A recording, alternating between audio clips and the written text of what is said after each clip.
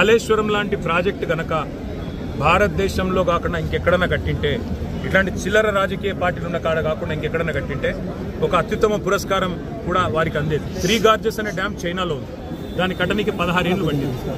కానీ అదే కాళేశ్వరం ప్రాజెక్టు కేవలం 4 ఏళ్లలో పూర్తి చేసి కేసీఆర్ గారు 45 లక్షల ఎకరాలకు నీళ్ళిచ్చే ప్రయత్నం చేసి తెలంగాణను 1 కోటి ఎకరాల మాగాణం చేసింది కేసీఆర్ గారు.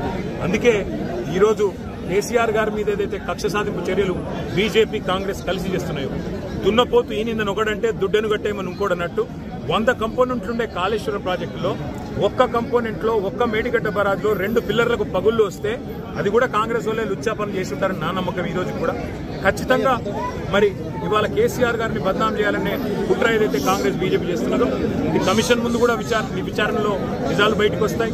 మేము చేసిన తప్పేమీ లేదు. అట్లాగే రేపు ప్రజాక్షేత్రంలో కూడా తప్పకుండా ప్రజలు తిరుగులేని విధంగా ఈ పార్టీలకు సమాధానం ఇస్తారనేది మనం